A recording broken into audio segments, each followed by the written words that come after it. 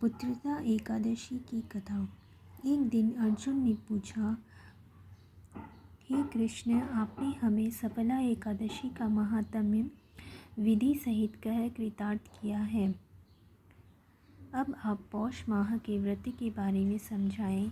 उस दिन कौन से देवता का पूजन होता है तथा उसकी विधि क्या है। इस पर श्री कृष्ण बोले, हे राजन, पौष की शुक्ल पक्ष की एकादशी का नाम पुत्रदा है। इसका पूजन विधि से करना चाहिए। इस व्रत में नारायण भगवान की पूजा करनी चाहिए। इस पर और अचर संसार में पुत्रदा एकादशी व्रत के समान अन्य दूसरा व्रत नहीं है। इसके पुण्य से मनुष्य तपस्वी, विद्वान और धनवान होता है। इसकी एक कथा है, उसे सुनो। भद्रावती नगरी में सुकेतु मान नाम का एक राजा राज्य करता था। वह निसंतान था। उसकी स्त्री का नाम शैव्या था। वह सदैव निपुत्री होने के कारण चिंतित रहती थी। उस पुत्रहीन राजा के पितर रो रो कर पिंड लेते थे। इसके बाद हमें कौन पिंड देगा। उधर राजा को भी बंधु बांधव, मंत्री, मित्र, राज्य, हाथी घोड़ा आदि से भी संतोष नहीं होता था। उसका एकमात्र कारण पुत्रहीन होना था। वह विचार करता था कि मेरे मरने पर मुझे कौन पिंड देगा। पुत्र बिना पितरों और देवताओं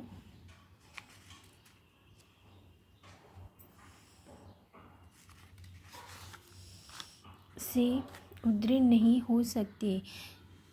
जिस घर में पुत्र न हो वहाँ सदैव अंधेरा ही रहता है। इस तरह राजा रात दिन इस चिंता में लगा रहता। एक दिन राजा ने अपना शरीर त्याग देने की सोची, परंतु विचार करने लगा, आत्मघात करना महापाप है। राजा इस तरह अपने मन में विचार करके एक दिन छिपकर वन को चला गया। राजा घोड़े पर सवार होकर वन पक्षियों और वृक्षों को देखने लगा। उसने वन में देखा कि मृग, बाघ, सूअर, सिंह, बंदर, सर्प आदि भ्रमण कर रहे हैं। हाथी अपने बच्चों और हथिनियों के बीच घूम रहे हैं। उस वन में राजा ने देखा कि कहीं तो सियार कर्कश शब्द कर रहे थे और कहीं मोर ध्वनि कर रहे हैं। वन के दृश्य को देखकर राजा को सोच विचार में दोपहर हो गई। अब राजा को भूख और प्यास लगने लगी। वह सोचने लगा कि मैंने अनेकों यज्ञ किए हैं, ब्राह्मणों को मधुर भोजन कराया है, परंतु फिर भी मुझे यह दुख क्यों मिल रहा है। राजा प्यास के कारण बहुत बेचैन होने लगा और पानी की तलाश में आगे बढ़ा। कुछ ही आगे जाने पर उसे एक सरोवर मिला। उस सरोवर में कमल खिल रहे थे।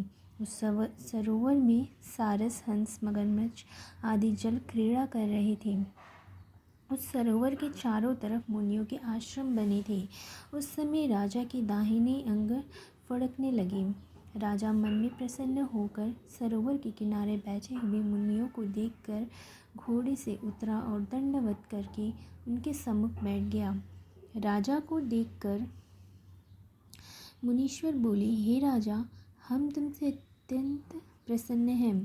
तुम इस जगह कैसे आए हो, सो कहो। इस पर राजा ने उनसे पूछा, हे मुनीश्वरों, आप कौन हैं और किस लिए यहाँ पधारे हैं। सो मुनि बोले, हे राजन, आज पुत्र की इच्छा करने वाले को उत्तम संतान देने वाली पुत्रदा एकादशी है।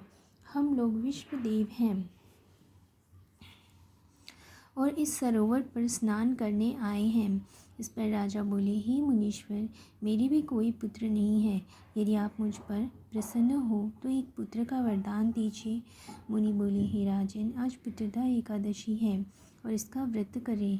भगवान की कृपा से आपके अवश्य ही पुत्र होगा। मुनि के वचनों के अनुसार राजा ने उस दिन पलायन किया और मुनियों को प्रणाम करके अपने महल को वापस आया।